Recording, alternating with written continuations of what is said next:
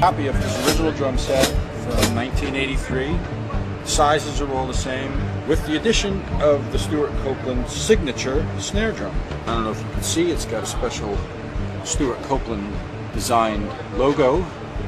Great sounding snare drum, very bright, very sharp, tuned really tight, gives you a real loud, can take a lot of punishment. Another new item is the signature hi-hat. 12-inch, very tight, very sharp, very quick.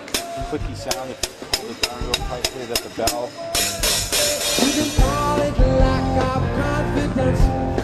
The hi-hat is very important in the Copeland lexicon of sounds. Stewart took the hi-hat to another level. In other words, instead of just using it as a straight, he would do things where he would add extra strokes and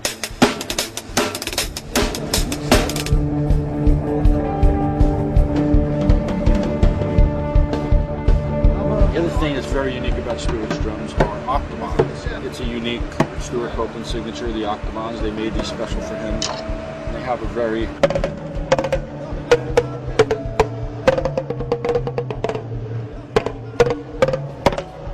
tight, very responsive sound. Another, I suppose, signature drum effect or drum sound that Stewart reintroduced back in the late 70s was the splash cymbals. Used by big band drummers back in the 20s, 30s. This one's a little more special. This is a little ice bell. 8-inch bell.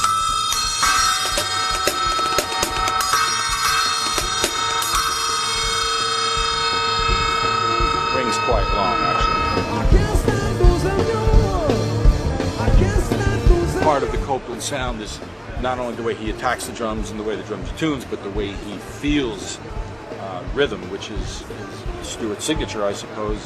He thinks of things and feels things in a very syncopated, offbeat, very unique way. And that, I would say, of all the elements of the sound of the drums, the way he attacks the drums, the way he feels the rhythm. Hi folks, we're here with Jeff Seitz, and I can't even begin to tell you this gentleman's track record. So I'm just going to turn it over to him and let him just explain a little bit of his resume. Okay, guys? Music in 4th grade. A little bit, band people come around and they give you auditions and they try you out and they give you aptitude tests and I put down drums like half the kids in the class. Right away. Yeah, and half the kids in the class put down drums, including some of the girls. But and then got a private teacher in, I guess it was 5th grade, and started playing. He was showing me different things to do, and every time he showed me something, I could do it. And he said, "Well, try this," and I said, "Okay, try this and try this." So I think it became pretty clear at that point that I either had natural ability or I had pretty good hand coordination, because everything he would say, "Wow, you can do that? Okay." So I, went up through the school system, played in grade school band, discovered rock and roll on American Bandstand. For all you people out there, it's an old music show. And just fell in love with rock and roll and that whole genre of music, and played in marching band, and then went up into high school and played in marching band, and then heard my first rock and roll band at a school dance. Okay. And when I heard a guy sitting behind the drum set bashing and banging away, it was like, oh my God, I got to do that. Because it was just, and he was having so much fun. This drummer was just having the best time, and he was just slamming away, and everybody was enjoying it. Everybody was like over by the dance floor hanging with the girls. I'm sitting next to him. Watching him. The groupie, his early groupie. silver Slingerland drum set, and that's like, I got to have that. And I was listening to, a lot of rock and roll, The Ventures and people like that, instrumental music. And of course, all the big hits that were out of the day, a lot of girl bands, a lot of soul music.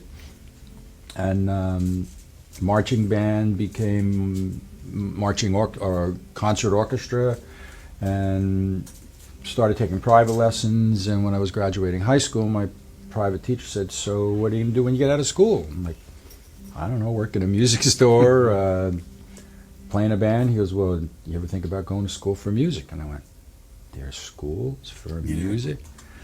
And he said, yeah, there's a school called Juilliard in New York, and I know the teachers. He picks up the phone and he calls up Saul Goodman and says, hey, Saul, I'm going to send one of my boys down. Keep an eye out for him. And I was like, I had no idea what that meant in the world of classical music, percussion. I prepared an audition piece. You had to prepare 3 pieces, one on snare drum, one on percussion, one on xylophone marimba, and then one on timpani.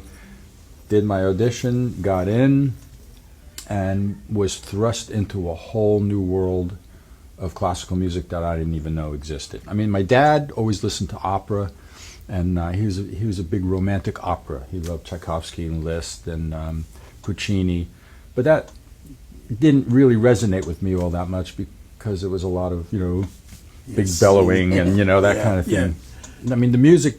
So when I got into Juilliard, and I walked up to the 6th floor percussion floor, and there were guys in the hallway, because instruments would be everywhere. They'd be in the hallway, in the practice rooms, and there's guys on marimbas playing Bach 4-part toccata and fugues and partitas with 4 mallets, and I could play like the saber dance because I memorized it, on my xylophone. I went, oh boy, I'm really in it now. I actually, after the first year, I really considered leaving and going home, and as our band directors used to say, woodshed. Go out in the woodshed and really, practice and get good. But I stuck it out. I didn't take a lot of courses. I just took music diploma course. I didn't take any academics. And when I wasn't in the classroom, I was sitting on a practice pad or sitting on the timpani or working on my scales. And I made it through the first and second year, and then eventually the school moved from where we were up on 125th Street down to Lincoln Center, which was Leonard Bernstein's vision for Lincoln Center, was to have all the performing arts there, including the school. So I made the cut, which was like, whew. And I ended up studying with Saul Goodman for 3 years, one of the greatest timpanists. I was in the New York Philharmonic for 40 years, and I was playing rock and roll on the weekends. Still, had my ear for rock and roll. I actually stopped playing in the band for about a year and a half to concentrate on school because I just felt like I really needed to, buckle down. But and then the band started taking off. We started becoming, quite popular and big in the area. Started making a lot of money. Juilliard was great. I, passed all my exams. I finished 5 years, and thought I'd come back to this, someday. But it's not like that. And just went on to do some tours. Toured in America and Canada with an English blues artist named Long John Baldry. Did various local things, local sessions. Was signed to Bill Graham Management with a friend of ours, and got an offer to go on the road with the Police as a truck driver and a drum roadie. And I thought, what the heck, it'll be fun, 2 weeks, what do you got to lose? Little did I know, one of their English crew who had come over had given his notice, like the day after he arrived with all the equipment. And so we went to the first show, and they said, hey, we're doing this world tour. You got a passport? And I happened to have a passport. And they said, well, we're doing this world tour, and, one of our guys just quit. We need another guy. You want to go? And I thought, paid to go around the world. Yeah. Let me think about that. Tough decision. So I said, yeah, I got my passport photos. I went on the road. By the time we got to Japan, I was given the drummer, drummers always got the new guy on the crew. So it was always like, you always had to come in and fix the drums and reset things, because nobody gave crap about the drums. There were too much stuff, And to get it right, a drummer is very particular about all his angles, all his stands, all his playing positions. So I just said, I'm going to give this guy the kind of service I always wanted, first class all the way, And by the time we got to Japan, he was like, told the tour manager, get this guy. He knew right away. I had things going on, but there was nothing pressing, so I thought, what the heck. Steady salary, on the road, off the road, big band, and then... Major, sure. And then before you know it, Zenyatta Mondada came out, and they were skyrocketing, into the clouds. And so I just kept staying on because it was like, it was great, it was a lot of fun. I was getting to see the real big concert side of it. So, and everybody's always asked me, "Oh, how could you stop playing? How could you stop playing and do that?" I was like, well, it was still music. Right, you're around. I was working with great musicians. The Police are Big time. totally professional, accomplished musicians. They're dedicated to their art, and it was like, it was like being in the band, because I was there in the beginning, and I was part of the entourage, the inner circle. I went in the studio with them. I was there for writing sessions. I was there, all the time. Everything. And then, the tour ended. The big tours ended, and I came back to New Jersey. I was working in some local bands, doing demos, trying to get a record deal, and making pretty good progress. Got in a few, local tribute bands, cover bands, whatever. And Stewart Copeland called me up and said, "Hey, what are you doing?" And I'm like, "I'm doing this, doing that." He says, "You want to come over to England and work in my studio? Because I just lost my engineer." And that was always a dream of mine too, to work in the studio, because even in my band Godspeed, I was always involved with the sound. I was building snakes. I was putting the board out in front. We were one of the first bands to put our board out in front and have a sound man. And then we got a really great sound man, and he started taking over everything. But I always had my fingers in it. And even between tours with Long John Baldry, when I would come off the road, there was no retainers, no bonuses, nothing. It was just like, "See ya. You're done. We'll call Yeah. you when we're." Where's your next And I'd be meal? like, "Well, where am I going to go?" Yeah. So a friend of mine who owned an audio company in New Jersey named Tom Herman was supplying all the bands in New Jersey with sound gear. So he had sound positions open. So he would get me sound jobs with local bands. I did sound for Cats on a Smooth Surface, the E. Walker Band, various local bands, and was able to, make some good money until I had to go back on the road. And it was during one of those down periods that I got the Police offer, and I didn't have a sound job, so I took that job, and the rest was history. So I ended up in the studio with Stewart working on a film called The Rhythmatist, which he shot in Africa, traveling through Africa, sampling pygmies and Samburu and Maasai warriors and all kinds of stuff. And he was putting a score together with it, and we were synchronizing sound and video, and I was learning a big full mixing console. So it was a real education. Wow. It was exciting, And we did that, and then he got an offer to do a television show. We did The Equalizer, which was a TV show out of New York. We did a few features, and before you know it, he was into full-time scoring feature films, and past 17, 18, 20 years, that's pretty much been my, thing. Recording, mixing, editing, sampling, just general studio work. And coming back to New Jersey every once in a while and jamming with friends. Still getting into it. And doing Yeah, it. and I'm actually thinking about, going back. I mean, at this point in my career, might be a little late, but I'm really enjoying playing again, and Stewart's kind of backed off. So he's doing mostly just artistic projects. He's writing operas, writing symphonies. We just did a big symphonic thing down in Virginia where he rescored the silent film, 1925 version of Ben-Hur. Wow. And it was performed with the screen behind the orchestra with a 70-piece orchestra. Stewart has his drums on right up in front of the stage, and he's playing drums and percussion going back and forth. So that's the kind of thing he's into now. So I need to look You can get back to other and pastures. start playing. That's fine. But now, Jeff, let me ask something. How important, like you being a Juilliard guy, for kids, you have advice, like kids in now, in this kind of day and age where technology is, like everything's yesterday and everything's changing so fast now. You know what I mean? Like, what is your opinion, like, or advice you can give to any musician today? Like, how important is it to learn the education? How important is it to study, to take lessons, in your opinion, to learn to be a musician? I mean, like, do you have advice for kids that you can just give them to for moving forward? I don't know how to really explain it right, but it's like we're in just such a changing area. It's kind of like a fast technology. Everybody's on their computers and iPods and and there's nothing wrong with that. Right. Right. That's a whole new era, a whole new world. I got totally into that when I was working with Stewart. He wrote everything on a computer. Okay. Everything. He knew music. He has a fantastic ear. He can pick out a note on a keyboard and go, "No, I want that note." And he knows exactly what it. Wow. But he does. When he started out, he didn't write music. He didn't understand that whole world. But he could program. So he programmed everything, And as long as you have an ear for music, technology will give you the tools to achieve what you need to achieve. But as far as playing an instrument, and he'd be the first one to tell you, he studied with big band drummers.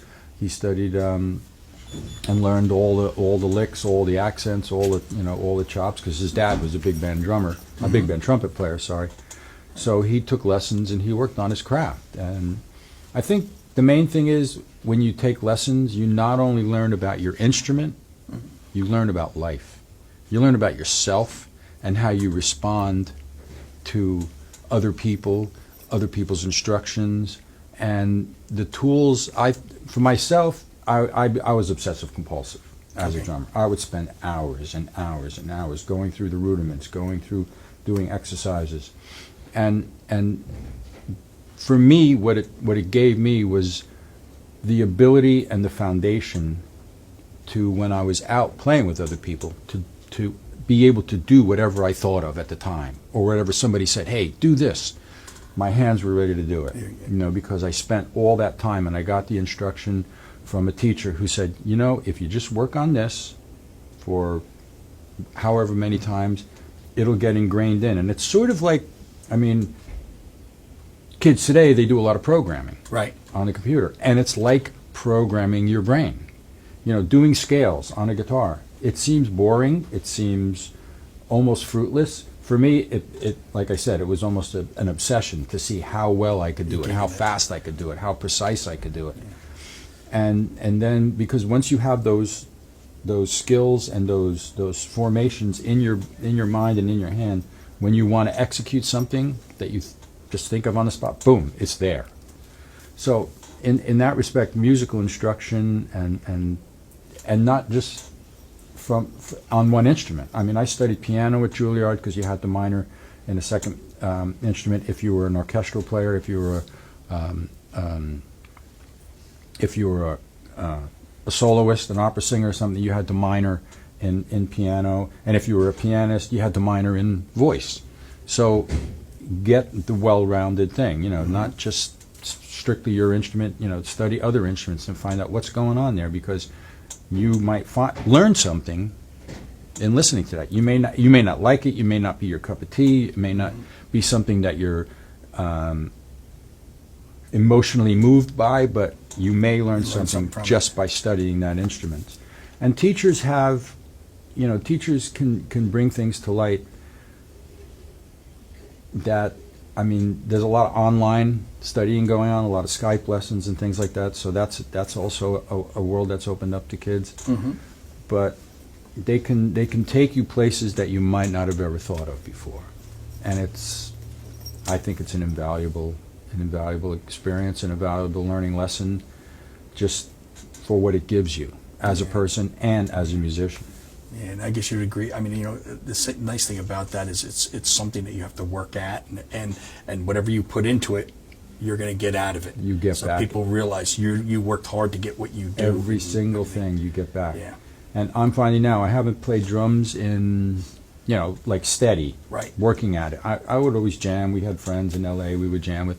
But I really started to sit down and really work on my exercises and my rudiments. And at first it was like, oh, man. But after a while, I said, wow, I can do that again. And I can do it better than I did it before. The dexterity's back. It's coming back. It's a little painful, but it comes back, And I myself wouldn't turn down an opportunity to study with another teacher, just because there's that give and connection take. to get back into it. And not only taking lessons, but teaching yourself. As a teacher, if you play an instrument, teach somebody else to do what you're doing, because you'll find that by analyzing how to explain it to somebody else, you'll learn something yourself. You'll analyze something that you've maybe never thought of. It's like, hey, I do that. Well, how do I really do that? Even if you're a beginner or an intermediate, if you have a little brother or a sister who's learning something, try to teach them, because it'll make you even more aware of what you're doing. So I grew up taking lessons. I took lessons, private lessons. I took lessons at school with the high school teachers. And then I went on to Juilliard. And even when I was at Juilliard, I studied with some of the senior students of some of the teachers. Wow. Because they had things to offer because they were young. You know, we had You're things sort of absorbing in all- common. everything. Or and I studied big band drumming with Sonny Igo because I wanted to keep my drum chops going, because I was mainly playing timpani and mallets and things. And boom, a whole nother vista opened up to me. So I would say study with everybody. Wherever you can. Well, Jeff, thank you so much. I appreciate Yeah, taking the it's a time to pleasure. talk to Yeah. me about it and educate it to the new people, you know, the young kids, the musicians, get everybody out there and get aware of it. Guys, just go online and you can look up Jeff Seitz. Incredible. The guy's got a track record. This is from Encore Chat. Take care. Really put an effort in to learn an instrument. It's so, so important. Thanks again for lending an ear. Thanks for stopping in to Encore Chat. I'm Pete Schmiedhauser, that owns a small little store called Schmied's Music, 831 Route 10 East in the Pine Plaza Shopping Center in Whippany, New Jersey. Thanks, guys, and stay in touch to see more videos to come.